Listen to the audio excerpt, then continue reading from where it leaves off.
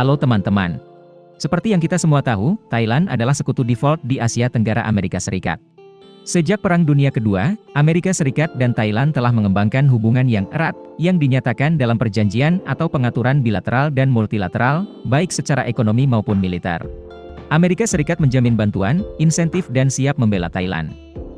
Sedangkan Thailand merupakan sekutu aktif Amerika Serikat dalam situasi perang dingin di Asia Tenggara. Selama perang perlawanan di Vietnam, Thailand merupakan salah satu negara yang melakukan intervensi langsung di Vietnam, bahkan dengan pasukan yang mengalir ke Vietnam Selatan.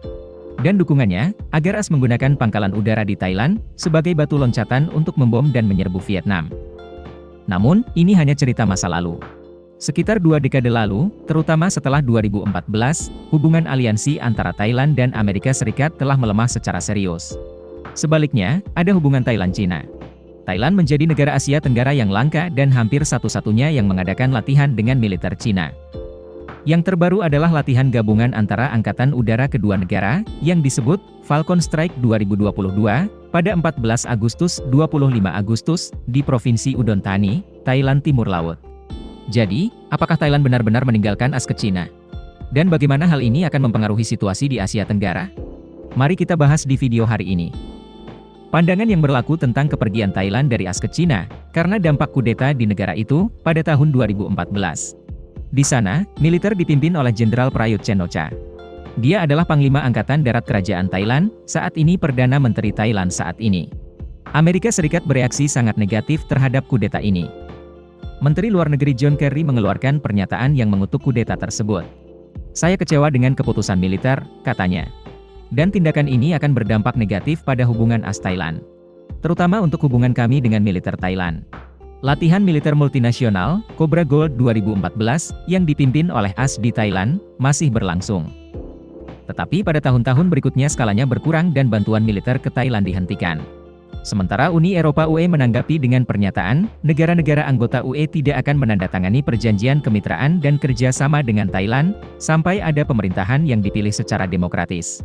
Dan perjanjian lainnya juga akan terpengaruh sebagaimana mestinya. Tapi Cina berbeda. Kementerian Luar Negeri Cina mengeluarkan pernyataan singkat, mengungkapkan keprihatinan tentang situasi dan berharap untuk kembalinya ketertiban di Thailand. Pada awal Desember 2014, Perdana Menteri Cina Li Keqiang tiba di Thailand, dalam rangka KTT Sungai Mekong, Lantuong, yang diadakan di Bangkok. Li Keqiang menjadi pemimpin asing pertama dan paling menonjol yang mengunjungi Thailand sejak militer mengambil alih kekuasaan pada pertengahan 2014. Dengan AS yang sebelumnya menangguhkan bantuan militer ke Thailand dan Eropa menangguhkan pembicaraan perdagangan karena kudeta. Pemerintah Thailand jelas memprioritaskan penguatan hubungan dengan Cina, mitra dagang terbesar Thailand. Laporan selanjutnya menunjukkan bahwa Thailand dan Cina, selama kunjungan Li Keqiang, memiliki nota kesepahaman tentang pengembangan proyek kereta api utama senilai 12 miliar dolar, yang menghubungkan Yunnan dengan Thailand. Dan kesepakatan bagi Cina untuk membeli produk pertanian Thailand.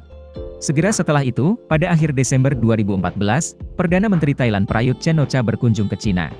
Berbicara selama pembicaraan di Aula Besar Rakyat di Beijing, Perdana Menteri Li Keqiang mengatakan, 2015 menandai peringatan 40 tahun pembentukan hubungan diplomatik Cina-Thailand. Dan Beijing ingin lebih mempererat hubungan kerjasama yang bersahabat. Dalam mengejar tujuan, saling menguntungkan, meningkatkan kemitraan strategis yang komprehensif.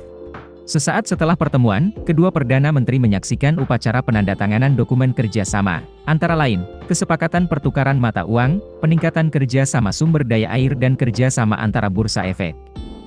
Secara khusus, yang paling menonjol adalah fakta bahwa Bank Sentral kedua negara akan menukarkan renminbi di Bangkok. Hubungan Thailand-Cina sejak itu, melalui 8 tahun hubungan yang sangat dekat. Dan gerakan militer yang terkoordinasi adalah langkah selanjutnya. Untuk pertama kalinya dalam sejarah, dalam daftar gaji tentara Thailand, ada senjata dari Cina, bukan AS. Di garis depan adalah tank tempur utama VT-4. Angkatan Darat Kerajaan Thailand saat ini memiliki sekitar 38-49 VT-4 yang beroperasi. Inilah tank tempur utama generasi ketiga generasi terlengkap dan modern saat ini. VT-4 adalah varian ekspor dari tank Type 99 Cina, yang diproduksi oleh North China Industry Corporation, Norinco. Setiap VT-4 berharga sekitar 4,858 juta. Selain itu, Angkatan Laut Kerajaan Thailand juga menandatangani kontrak dengan China Shipbuilding Industry Corporation untuk kesepakatan senilai 13,5 miliar baht Thailand, setara dengan 411 juta dolar untuk kapal selam S-26T. Ini dikembangkan berdasarkan kapal selam Type 039A domestik Cina. Dari segi parameter, S-26T terbukti lebih unggul dari semua kelas kapal selam yang pernah bertugas di Angkatan Laut negara-negara Asia Tenggara lainnya. Oleh karena itu, Thailand mengklaim ini adalah raja kapal selam di Asia Tenggara. Diperkirakan akan ada sekitar 3 unit. Yang pertama diharapkan akan dikirimkan pada tahun 2023. Selain itu, China dan Thailand berencana untuk membuka pabrik senjata komersial bersama di Hon Kaen. Ini akan bertanggung jawab untuk perakitan, produksi dan pemeliharaan sistem senjata darat untuk Angkatan Darat Kerajaan Thailand. Latihan militer antara China dan Thailand juga diadakan secara rutin, dan dengan kekuatan yang lebih besar dari tahun ke tahun. With Falcon Strike adalah latihan bersama tahunan antara Angkatan Udara kedua negara. Blue Strike dengan partisipasi marinir China dan Thailand. Sementara tentara Thailand juga telah tiba di China, bersama dengan Mongolia dan Pakistan untuk mengikuti latihan 10 hari, pertengahan September 2021. Latihan tersebut, berjudul Takdir Bersama, adalah sebuah pangkalan militer di Provinsi Hanam Tengah. Latihan tersebut digambarkan sebagai latihan penjaga perdamaian. Dan ini adalah pertama kalinya militer Cina mengadakan latihan seperti itu. Namun, memang benar bahwa bukan sejak 2014, tetapi sebelum itu, Cina secara metodis telah melampaui AS. Dengan perkembangan ekonomi, Cina secara bertahap merambah Thailand, dan telah menjadi mitra dagang terbesar negara ini. Pada saat yang sama, populasi Cina yang besar di Thailand juga memainkan peran penting di negara ini.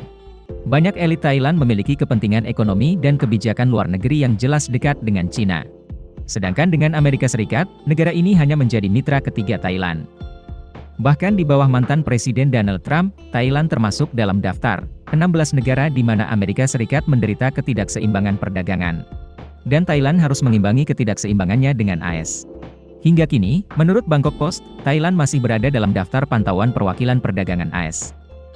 Selain itu, meskipun pernyataan fokus AS saat ini adalah di kawasan Asia Pasifik dan Samudra Hindia, tampaknya Thailand bukanlah mitra yang dibidik AS. Ketika pemerintahan Biden yang baru berkuasa, Gedung Putih merilis Panduan Strategi Keamanan Nasional Sementara, Maret 2021. Kemudian Menteri Pertahanan AS, Lloyd Austin pergi ke Singapura, Vietnam dan Filipina pada bulan Juni. Kemudian pada bulan Agustus, Presiden AS, Kamala Harris pergi ke Singapura dan Vietnam. Dengan demikian, jelas bahwa Thailand telah terpinggirkan dalam strategi AS dan tidak dihargai oleh AS seperti negara-negara di atas. Meski pada saat yang sama di awal tahun 2021, Myanmar mengalami kudeta. Dan jika seorang pejabat senior keamanan luar negeri AS mengunjungi Thailand, itu juga akan menjadi alasan yang tepat. Tentu saja, Thailand, sebagai sekutu lama Amerika Serikat dan perannya di Asia Tenggara, tidak ditinggalkan dalam hubungan kedua negara. Namun, jelas bahwa Cina memberikan pengaruh yang semakin besar di Thailand. Dengan situasi politik yang tidak stabil dan warna militer di negeri ini, badai bisa muncul kapan saja. Apalagi dalam konteks persaingan geopolitik AS-Rusia, AS-Cina yang begitu sengit seperti saat ini. Video berakhir di sini. Terima kasih semua untuk menonton dan menyukainya. Jika menurut Anda videonya bermanfaat, beri kami suka dan berlangganan saluran untuk mendukung kami. Sampai jumpa dan sampai jumpa lagi.